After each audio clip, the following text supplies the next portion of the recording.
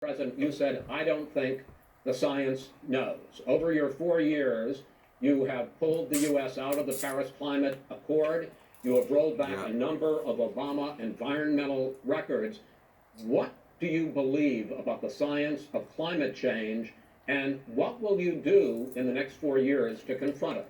I want crystal clean water and air. I want beautiful clean air. We have now the lowest carbon. If you look at our numbers right now, we are doing phenomenally. But I haven't destroyed our businesses. Our businesses aren't put out of commission.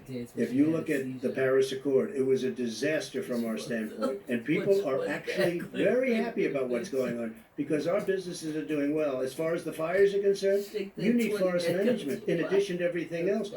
The forest floors are loaded up with trees, dead trees that are years old, and they're like tinder, and leaves and everything else. You drop a cigarette in there, the whole forest burns down. You've got to have forest management. What do you believe about the science of climate change, sir? I believe that we have to do everything we can to have immaculate air, immaculate water, and do whatever else we can that's good. You know, we're planting 1 billion trees, the Billion Tree Project, and it's very exciting. Do you believe that human pollution, greenhouse gas emissions contributes to the global warming of this planet? I think a lot of things do, but I think to an extent, yes.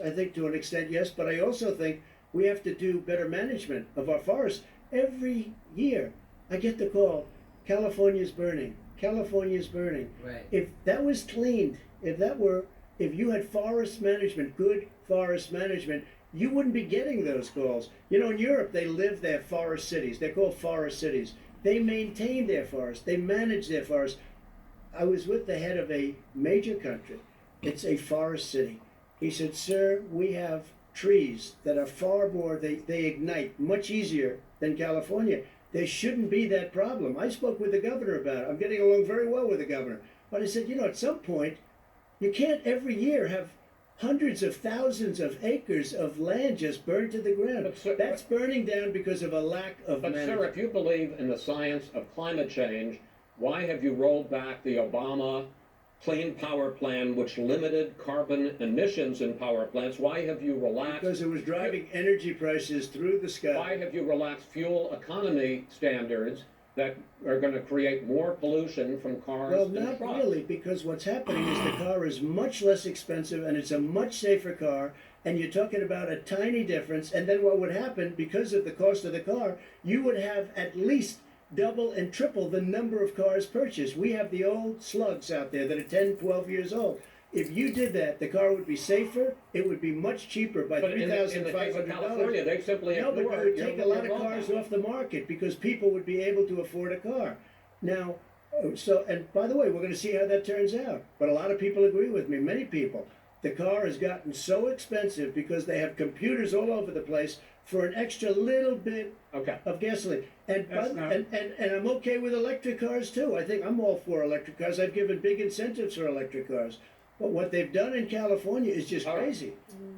Vice President Biden, I'd like you to respond to the president's climate change record, but I also want to ask you about a concern. You proposed $2 trillion in green jobs. You talk about new limits, not abolishing, but new limits on fracking, ending the use of fossil fuels to generate electricity by 2035, and zero net emission of greenhouse gases by 2050.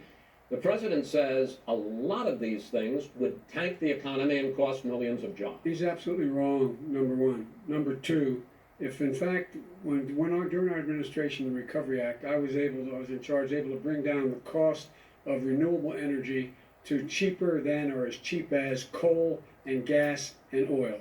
Nobody's going to build another coal-fired plant in America. No one's going to build another oil-fired plant in America. They're going to move to renewable energy, number one. Number two, we're going to make sure that we are able to take the federal fleet and turn it into a fleet that's run on their electric vehicles. Making sure that we can do that, we're going to put 500,000 charging stations in all of the highways that we're going to be building in the future. We're going to build an economy that in fact is going to provide for the ability of us to take 4 million buildings and make sure that they in fact are weatherized in a way that in fact they'll emit significantly less gas and oil because the heat will not be going out. There's so many things that we can do now to create thousands and thousands of jobs. We can get to net zero in terms of energy production by 2035. Not only not costing people jobs, creating millions of good paying jobs, not $15 an hour, but prevailing wage, by having a new infrastructure that in fact is green. And the first thing I will do, I will join the Paris Accord. Paris Accord, because without it, look what's happening. It's all falling apart. And talk about someone who has no relationship with foreign policy. Brazil, the forest of Brazil being. Oh, that's a shame. They doing Biden dirty loud. Up and making sure we had the countries of the world coming up with $20 billion. Say, here's $20 billion. Stop down the forest. Out. And if you don't, Oh, This is ridiculous. significant.